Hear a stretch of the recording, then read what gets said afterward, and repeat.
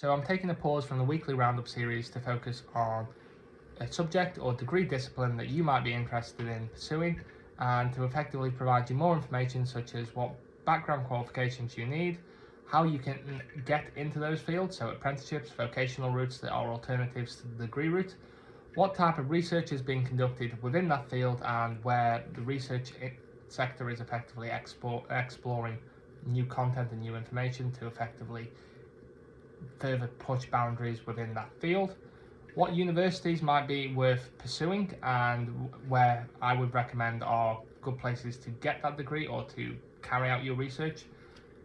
Admittedly, this will be a UK focus, but in terms of other elements within that, it'll also include what type of points that you should be looking for within that degree that will give you that rounded nature to effectively pursue either a productive research career or whether you want to go on to pursue a professional career within that discipline. So to start off with, the subject that I'm going to explore is agriculture. So within agriculture, that's all to do with food production, whether it be crops or livestock, and it's effectively understanding how you grow and produce that food to feed the population. Now, in terms of your prerequisite qualifications or routes to get into it, you start off with A-levels. So an A-level route would be biology. You need to understand how living things work and interact with the environment around them to understand how crops and livestock grow and how you can effectively use their life cycle to effectively understand the production cycle of those livestock or crops. Now, other A-levels that I would recommend, so whilst biology is the core one, the three I would certainly recommend are geography, chemistry, and computing or ICT. Now, in terms of why I recommend these, chemistry, you need to understand the chemical composition that goes into the soil health and nitrogen cycle. That allows you to both understand how if it's livestock, how the production cycle of soil works in terms of how it produces the food that most livestock species will eat, and also understanding how you can protect the environment when growing your livestock. Now, in terms of crops, nitrogen cycle is particularly important when you're focusing on producing crops and what times of year to plant the particular crops in the soil, as well as understanding what goes into their production. So what fertilizers you need to provide, why you need to provide fertilizer, what types of fertilizers those particular crops will need, and what the chemical compositions of that fertilizer is. That is coming from more of a chemistry background. Geography teaches you more about the environmental side, understanding what goes into the early parts of environmental science, again, looking at chemical elements, but not to the same degree that chemistry is, and effectively allows you to understand what really goes into understanding how the land works, how the land's formed, what might produce more fertile areas to grow crops, or why some areas aren't suitable for crops and are therefore suitable for livestock production. ICT and computing, this is because agri-tech is the growing innovation area within this discipline.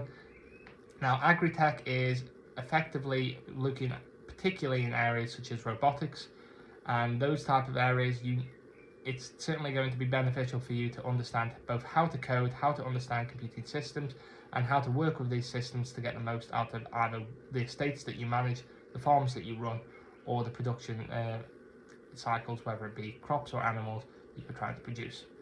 Now, other options, history certainly is always going to be a strong one in this area, as is business, so those will be two backups. And as always, do pursue the subjects that you're interested in, because the more you're interested in, the better you're going to perform overall, and it's the grades at the end of the day going to get you through the door of that university or into that job. Now, there are apprenticeships in agriculture. If you know what discipline you're already interested in, so whether it be a sub-discipline of livestock or arable production, go and look at apprenticeships. You can do both traditional apprenticeships, level 2 and level 3, and you can do higher apprenticeships, level 4, level 5, so long as you can find them, and they are available both in the UK and internationally. Now, vocational qualifications, if you're not sure what you want to do yet, but you know you want to pursue the discipline, and you want to get a bit more of an idea of agriculture as a rounded subject. Vocational qualifications such as BTECs or technical qualifications give you these opportunities, and I would recommend looking at your local land-based college.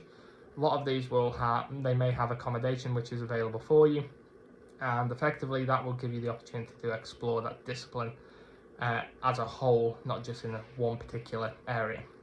Now, in terms of degree areas, the three main universities that do a lot of agricultural programs and now are known for agricultural degree programs are Harper Adams University, the Royal Agricultural University, University of Reading, and Newcastle University. Now, when you're applying for your UCAS application in the UK, you have 5 choices. The 5th option that I would certainly recommend is Hartpury. So Hartpury College. It's a lot smaller than the other 4, but it still has a lot of the same opportunities that are available to you when you're looking at these degree programs. And that the opportunities you should be looking for are access to land and a university farm, where they've got a mixture of livestock and crops, so you can understand how to effectively work with a mixed production methods and mixed production stock, so you understand what goes into those production cycles, understanding how to both produce them as well as how to manage more the business side. So a lot of the disciplines will also include business elements such as your marketing, basic economics, and elements of law to effectively give you that rounded understanding of how to manage that from a commercial business perspective. Now, when you're looking at areas to focus research on, a lot of the areas, especially in the agricultural sector, hydroponics is a growing area. So hydro and aquaponics are a sub-discipline within agricultural production. It also crosses over with aquaculture, where it looks at fish farming, but hydroponics effectively is looking at more of a crop production, but without the use of soil. So it's more of farming on an industrial scale in areas which would be more suitable for urban farming. Urban farming within itself is an area that is growing in terms of areas that are worth pursuing, potentially with areas such as where space is at a premium, where you can grow a lot of crops in a very small space, and as populations grow, understanding how urban farming might work is also why that research area is particularly pursued. Environmental science is a crossover with other degree disciplines such as ecology and conservation, but also can be pursued through an agricultural based leaning. The British Ecological Society has a lot of people with agricultural backgrounds that are very interested in that particular field. And as I said before, agri-engineering, agri-tech, robotics is also sub-disciplines that are being very much looked into in terms of research areas. So this is a whistle-stop tour of the agricultural degree program. Next week I will be looking at animal behaviour. So tune in then, like and follow for more.